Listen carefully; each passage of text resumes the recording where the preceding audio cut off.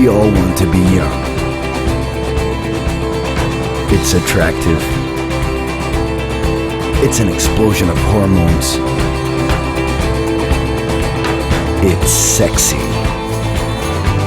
Healthy. Don't take drugs! Don't take drugs! Well, maybe not. But there's more. Young people represent new languages and behaviors, and they're directly influencing consumer habits. They're positioned at the top of the influence pyramid, and are aspirational to those younger than them, and inspirational to the older. Today's young generation, known as Generation Y, G, we, globalists, digital youth, millennials, whatever, is the largest in absolute numbers on a global perspective. And they have crazy buying power when compared to their parents when they were young. It's funny because this important role of the youth today has its roots precisely in the baby boomer generation.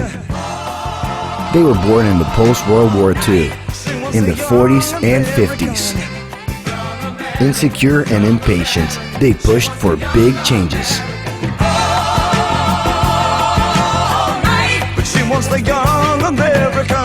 They were the first generation to conquer the right to be young, inventing what came to be known as the youth lifestyle. If your time to you is worth saving, then you better start swimming or you'll sink like a stone, for the times they are a-changing.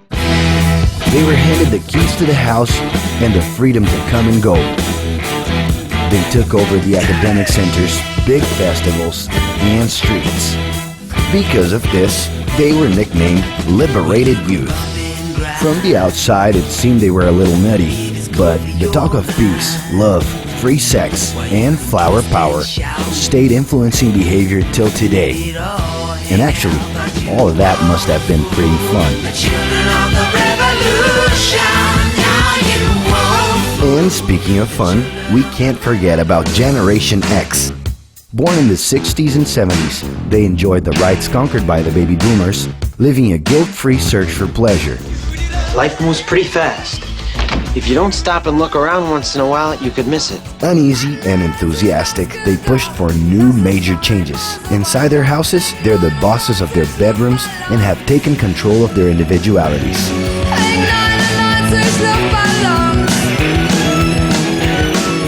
Generation X is in love with stereotypes, fed by marketing and publicity boom. As much as in the corporate universe as in entertainment, Generation X is remembered as the competitive youth. It's not just a job for him, it's a war. But now is a whole different game.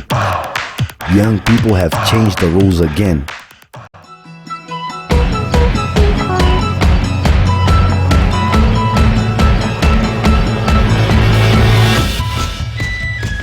Known as the first global youth, millennials not only have the keys to their house and their domain, they have also taken over the world. Yeah, full access to it. Steered by the internet, their identities are transcending the place they're from.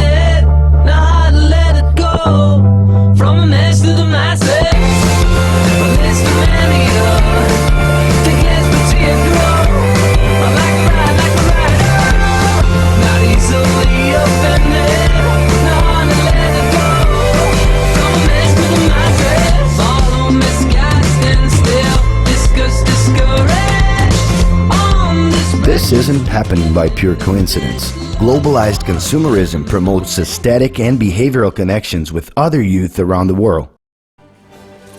The internet is allowing personal content to gain stratospheric dimensions, where everything can be remixed. Whoa, that's a full rainbow. All the way. Double rainbow. Oh my God.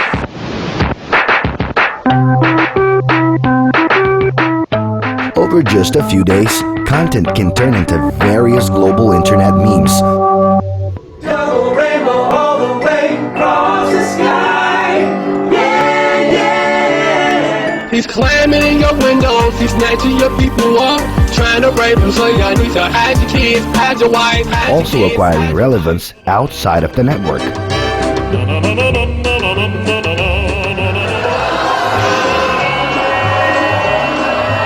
Obviously, all of this has consequences. The excess of information and possibilities is causing this young generation to have general chronic anxiety.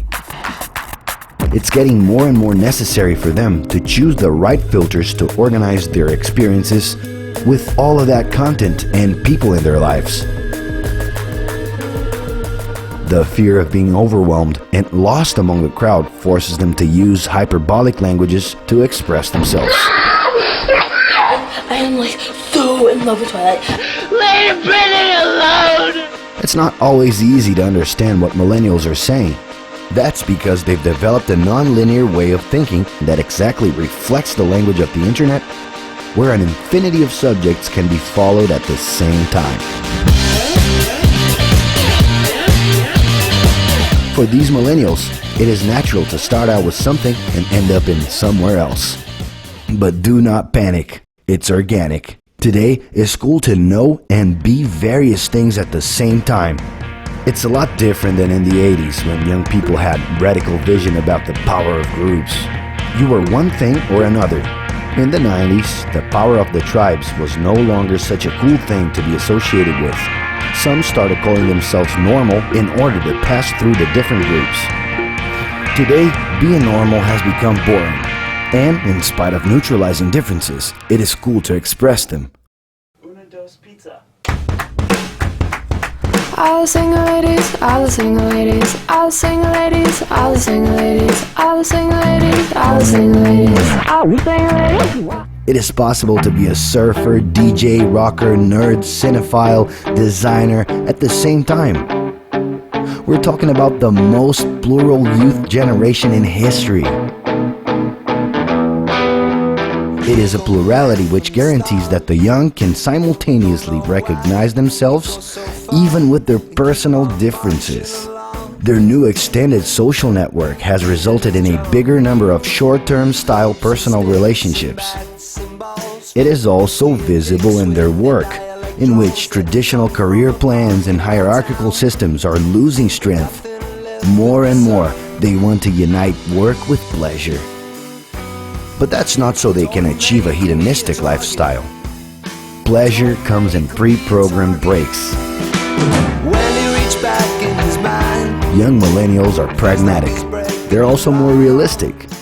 Their big idols aren't the most idealized figures, but instead are common people who realize small possible dreams that aren't utopic. They are the faces of the new economy, ruled by open source and crowdsourcing and independent initiatives that, with the power of the internet, can have an immeasurable impact. This collective conscience is the zeitgeist of the future, leading to a scenario of opportunities. But it's not easy. The new is always intimidating. A lot of things that were not immediately understood in the past are today considered natural behavior. You can understand and take part, or comfortably sit and follow along. In the end, to be young is sexy and fun, but it's a lot more than that. It comes with questions and big ambitions. If you think you already know enough and are at peace with your place in the world, well then congratulations, you're officially dead. More than ever before, in order to understand the world, it is necessary to understand these youths, who are the catalysts to big changes. And there's an added bonus.